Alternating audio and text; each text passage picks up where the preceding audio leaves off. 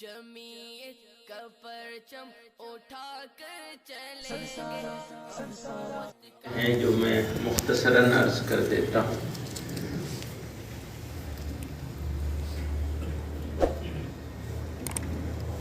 ایک بڑا خرچ ہوتا ہے ریگولر مستقل ہونے والے کاموں سے توجہ ہٹانی پڑتی ہے، بھاگ دوڑ ہوتی ہے، تو اس پر ضرور بحث ہونی چاہیے کہ فائدہ کیا ہے۔ ایک تاثر یہ ہے جو نادان دوستوں کی طرف سے یا سمجھدار دشمنوں کی طرف سے پھیلایا جاتا ہے، ماضی میں بھی ایسا ہوتا رہا، تو ہمارے دوستوں کی طرف سے یہ اشکال کیا جاتا ہے، تقریر کی شکل میں بھی، تحریر کی شکل میں بھی، کہ اس کی ضرورت کیا ہے۔ جتنا پیسہ ابھی یہاں دو طرح کی باتیں چل رہی ہیں، تشکیل دو طرح کی ہو رہی ہے، ایک جان کی تشکیل ہو رہی ہے، ایک مال کی تشکیل ہو رہی ہے۔ جہاں جان کی تشکیل ہو رہی ہے وہاں جان بھی ہے اور مال بھی ہے، دونوں چیزیں ہیں، کیونکہ جب لوگ آئیں گے شریک ہونے کے لیے تو وہاں بھی تو پیسہ خرچ کریں گے، وقت بھی لگائیں گے، پیسہ بھی لگائیں گے۔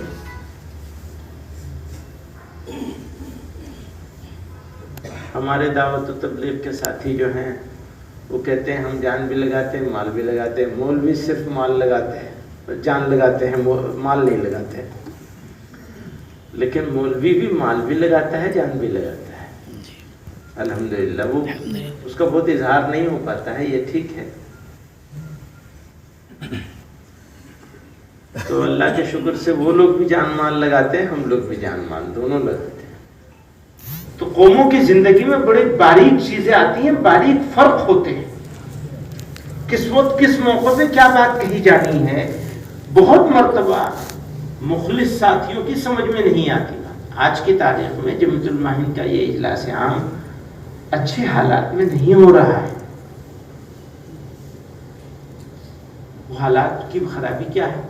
تو خرابیوں میں سے سب سے بڑی خرابی یہ ہے کہ مسلمانوں میں ایک طرح کی مایوسی نے جڑ پکڑ لی ہے۔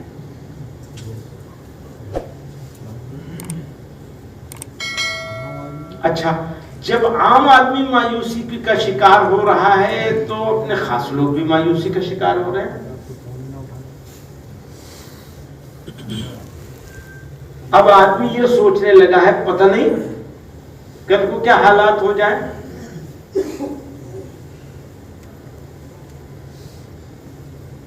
کچھ زندہ کا ڈر ہے، کچھ دار کا ڈر ہے۔ تھوڑی تکلیف رسن پھر تھوڑی سی تکلیف دار، تھوڑی تکلیف رسن پھر تھوڑی سی تکلیف دار، اس کے بعد ہے دوستو آرام ہی آرام ہے۔ تو جن حالات میں یہ اجلاس عام ہو رہا ہے وہ حالات اچھے نہیں ہیں، خراب حالات۔ اچھا، خراب حالات میں ہی اگر کام نہیں کریں گے تو حالات اچھے کیسے ہوں گے؟ حالات کی تبدیلی کے لیے جدوجہد تو ہم کو کرنی پڑے گی۔ پھر دار و رسن کا معاملہ صرف نہیں ہے، معاملہ تو ایمان پر آ گیا ہے۔ مایوسی جو ہے وہ اس کا منطقی انجام دو طرح کا ہوتا ہے، بالکل یہ اس میں کوئی آپ بحث کر لیں، کتنا سوچ لیں، تیسرا کچھ نہیں ہوتا۔ مایوسی کا منطقی انجام بس دو شکلوں میں سامنے آتا ہے، یا تو آپ کمبل اوڑھ کے سو جائیں گے، یعنی سپر ڈال دیں گے، سرنڈر کر دیں گے، مان لیں گے، تسلیم کر لیں گے، یا غصے میں آ جائیں گے۔ دونوں صورتوں میں اسلام کا اور مسلمانوں کا ناقابل تلافی نقصان ہوگا۔ اگر آپ مایوس ہونے کی شکل میں آپ سے مراد آپ کی قوم، ملت سرنڈر کر جائے گی تو پھر ہمارے جوانوں کا ایمان خطرے میں پڑ جائے گا۔ ابھی بھی ارتداد کی جو ارتداد کا مسلمانوں کو مرتد بنانے کی جو تحریکیں چل رہی ہیں، ان تحریک چلانے والوں کی امیدیں آسمان پر ہیں اس وقت۔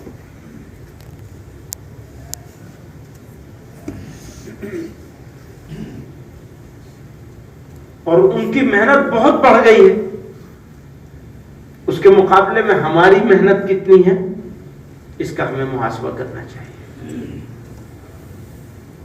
اس ہوا کا مقابلہ ہم اور آپ کیسے کریں گے؟ ایک بات اور یاد رکھیے گا، یہ جو تصور ہے اور یہ جو خیال ہے کہ ہم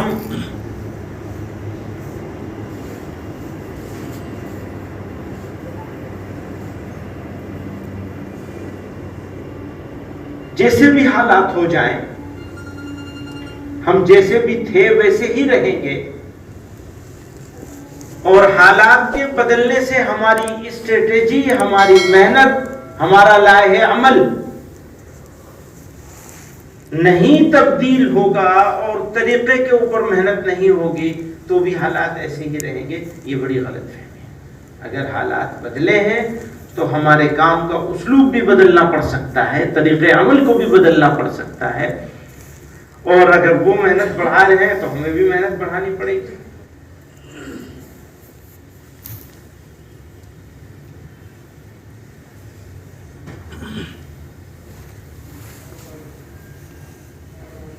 ہم یہ تو نہیں کہہ سکتے کہ اگر کوئی غیر مسلم مسلمان ہو جائے تو ہمارے لیے خوشی کی بات نہیں ہے، لیکن اس میں جتنا زیادہ خوشی کی بات ہے اپنے آدمی کے مذہب چھوڑ دینے سے اس میں زیادہ غم ہے، اس خوشی سے زیادہ اس میں زیادہ غم ہے۔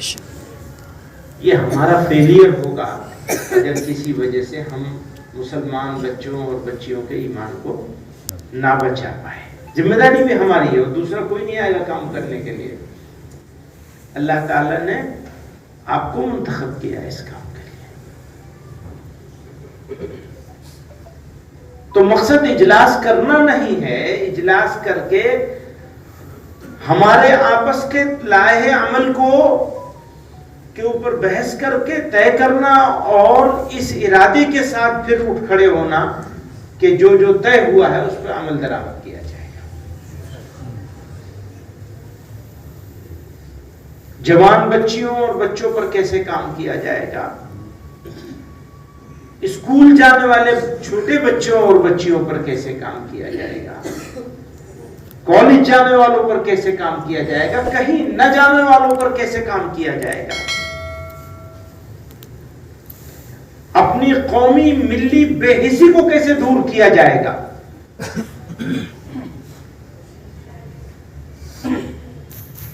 جیسے اصلاح معاشرہ کا معاملہ ہے، تو یہ ایک نعرہ نہیں ہے،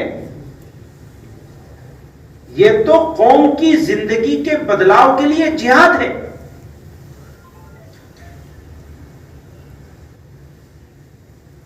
جہد مسلسل کی ضرورت ہے۔ میں 3 باتیں کہہ رہا ہوں۔ ایک بات یہ کہ جس شادی کو غیر اسلامی طریقوں سے جس تقریب کو منعقد کیا جائے، علماء کو، ذمہ دار ساتھیوں کو اس تقریب کا 100% بائیک آؤٹ کرنا چاہیے۔ یہ ہماری زندگی اور موت کا سوال ہے۔ یہ صرف ایک عارضی لائحہ عمل نہیں ہے کہ ہم شادیاں سادگی سے کر لیں گے، جی چاہے گا کر لیں گے، جی چاہے گا نہیں کر لیں گے۔ نہیں، ہمارے پاس آپشن نہیں ہے کہ ہم شادی کو سادگی سے، تقریبات کو سادگی سے نہ کریں۔ یہ آپشن ہمارے پاس، ملت کے پاس نہیں رہ گیا۔ کیسے روکیں گے؟ تو علماء یہ فیصلہ کر لیں کہ ہم ایسا نکاح نہیں پڑھائیں گے۔ اب اس کے اوپر کیسا نکاح ہوگا جس کو پڑھائیں گے؟ زیادہ سے زیادہ کتنی چھوٹ دی جائے گی؟ چھوٹ دینی پڑے گی کچھ.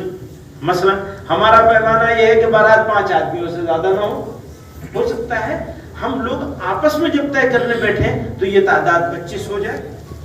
رضامندی کہ بھئی 5 ہو یا 25 ہو یا 35 ہو، جو بھی طے کریں آپس میں کہ بھئی یہ کم سے کم اچھا تو یہ ہے کہ 5 ہوں، لیکن یہ زیادہ زیادہ اتنے ہو سکتے ہیں، کھانے میں اتنے آئٹم ہو سکتے ہیں، ولیمے میں اتنے لوگوں کو بلایا جا سکتا ہے. بس اس کی ایک اپر لمٹ طے کر دی جائے، اوپر کی حد.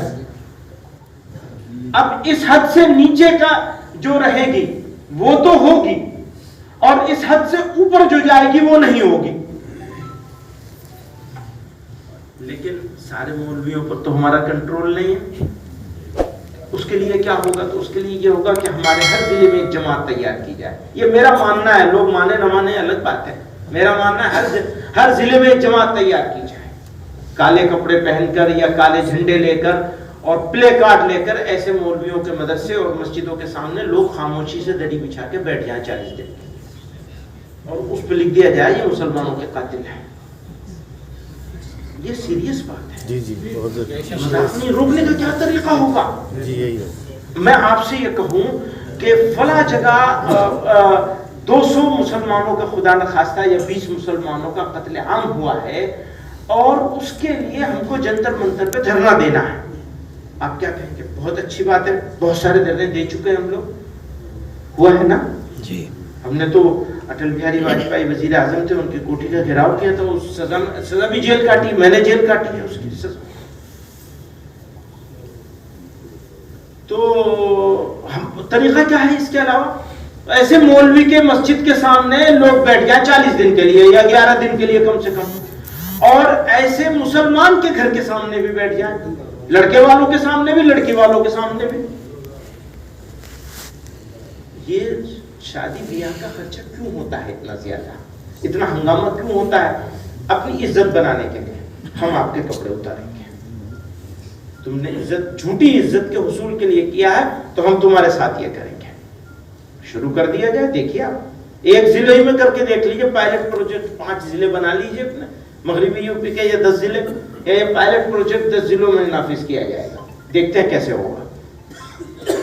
کیا آپ کا کام مالدار لوگوں کے پیسوں سے چلتا ہے؟ یہ جو آپ چندہ، آپ سے بات کری جا رہی ہے یہ اجلاس کے لیے چندہ کرنے کی، مجھے یہ بتائیے اس میں سے کتنا روپیہ مالدار لوگ دے رہے ہیں؟ ہمارے ہاں مغربی یو پی میں دودھ والے وہ مالدار ہیں جو ملائم سنگھ یادو کے بیٹے کو 25-25 کروڑ روپے دیتے ہیں، گوشت اور دودھ والے. ہمیں تو یہاں جمع ہونے کی ضرورت ہی نہیں تھی. ہمیں تو یہ کہنا تھا کہ 20,000 بسوں کا یہ پیسہ پکڑو اور کھانے کا اور سارا انتظام بھی پکڑو. ایک آدمی کر سکتا ہے، ایک آدمی مغربی یو پی کا. میں جانتا ہوں ایسے 25 آدمیوں کو جن میں سے ایک آدمی کرے گا اور اس کے اوپر کچھ فرق نہیں پڑے گا. ایسا نہیں ہوگا کہ اسے کچھ بیچ کر کے یہ کرنا پڑے گا اجلاس. مجھے یہ بتائیے ان مالدار لوگوں میں سے کتنوں کا پیسہ ہے؟ آپ کے مولانا صاحب آپ کے 4 لاکھ میں کتنا پیسہ ہے ان مالدار لوگوں کا؟ کسی ایک دودھ والے یا گوشت والے کا کتنا پیسہ ہے؟ اچھا کبھی ملا ہے آپ کو؟ آپ کس بات سے ڈر رہے ہیں؟ یہ پیسے والے لوگ ننگا ناچ کرتے ہیں اور آپ ان سے ڈر کے بیٹھے رہتے ہیں کہ آپ کے مدرسے کو یا جمعیت کو 2,000 روپے کی رسید کٹوا دیں گے یا 25,000 کی رسید کٹوا دیں گے. آپ کا کام رکے گا ان سے؟ نہیں. الحمدللہ جمعیت علماء کو نہ باہر کے ملک کا پیسہ ہے نہ مالداروں کا پیسہ ہے. غریبوں کو. اور میں قسم کھا کے کہتا ہوں کہ جس جماعت، چاہے جمعیت علماء کے پاس جس دن مالداروں کا بڑا پیسہ آنے لگے گا، جمعیت علماء ہی بند ہو جائے گی. یہ غریب آدمی کے 20 روپے سے چل رہی ہے. بے شک. اللہ ماشاءاللہ اللہ میاں کسی کو توفیق دے دیتے ہیں، وہ جمعیت علماء کو کچھ پیسہ بڑا دے دیتا ہے یا سوچ لیتا ہے، لیکن وہ ہمارے بجٹ کا، ٹوٹل جمعیت علماء کے بجٹ کا 20% بھی نہیں ہوتا. 80% غریب لوگوں سے چلتی ہے. اچھا حیثیت والے مسلمانوں کی لڑائی بھی الحمدللہ ہم ہی لڑتے ہیں.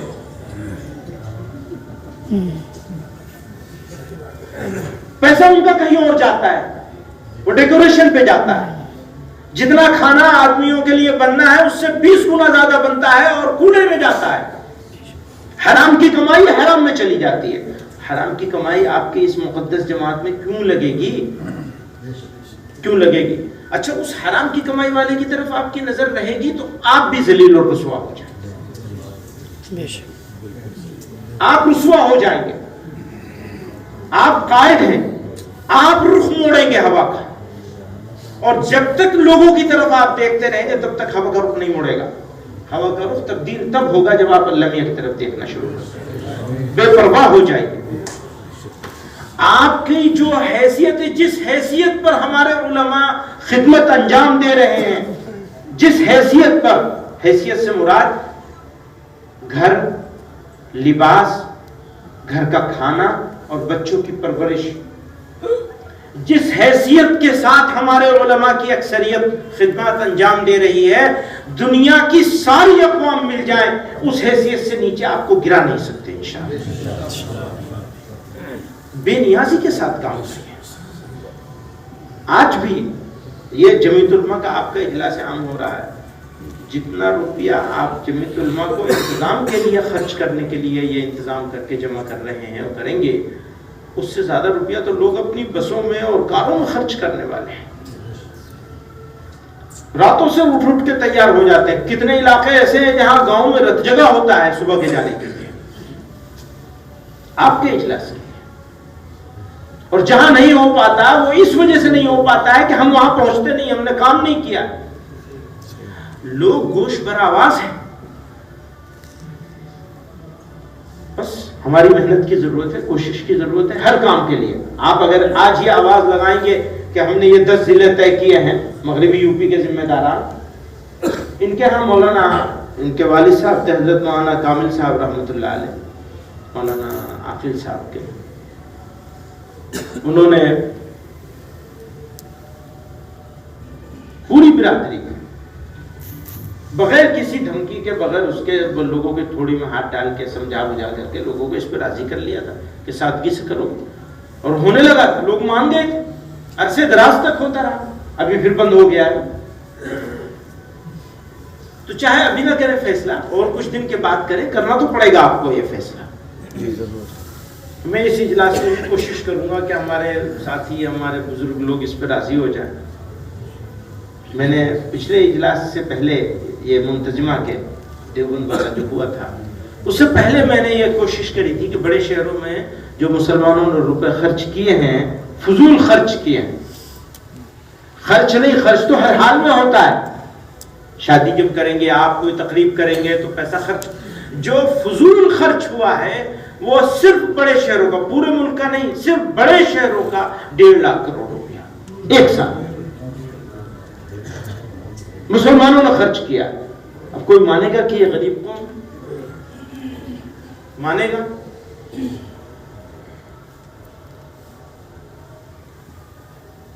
تو بہرحال ہم اجلاس عام الحمدللہ آپ کا ہو رہا ہے، مشکل حالات ہیں. ہم لوگ یہ بحث چلی تھی کہ شام کا وقت رکھا جائے گا، لوگوں کی سہولت کے لیے حالات کی وجہ سے دن کا وقت رکھا گیا آخری نشست کا، کہ لوگ دن میں آئیں، دن میں واپس پہنچ جائیں.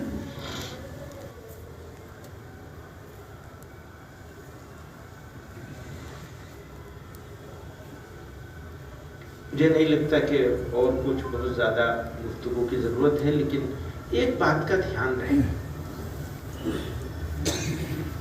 پہلے اجلاسوں کے بنسبت یہ اجلاس اور زیادہ طاقت سے ہونا چاہیے. ویسے تو اللہ تعالیٰ ہی نتیجہ دینے والے ہیں، وہ چاہیں گے تو چھوٹے اجلاس کا بھی بڑا رزلٹ دے دیں گے. تو مانگنی مدد تو اللہ ہی سے چاہیے، پر اللہ سے مدد بغیر کوشش کے جو مانگی جاتی ہے وہ مدد کی دعا قبول نہیں ہوتی. قبولیت دعا کے لیے شرط کوشش ہے. دعا تو ضروری ہے، دعا کے بغیر کوئی کام نہیں ہوگا، لیکن قبولیت دعا کی شرائط میں سے پہلی شرط کوشش ہے. تو آپ حضرات کی کوشش زیادہ سے زیادہ ہونی چاہیے. اور ایک احساس اور بھی ہوتا ہے کہ اجلاس کر لیا کام ختم ہو گیا. نہیں، کام ختم نہیں ہوگا، کام شروع ہوگا. اب کام ختم ہونے کا، ویسے بھی قوموں کی زندگی میں کام کبھی ختم نہیں ہوئے، اور جب ختم ہوئے تو زوال آیا، جب ختم ہوئے تو زوال آیا۔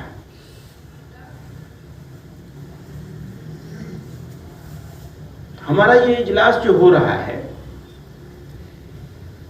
وہ طاقت کا مظاہرہ نہیں ہے، یہ بھی دھیان رکھیے گا، اور یہ دھیان آنے والوں کو بھی احساس ہونا چاہیے کہ ہم طاقت کے اظہار کے لیے نہیں جا رہے ہیں۔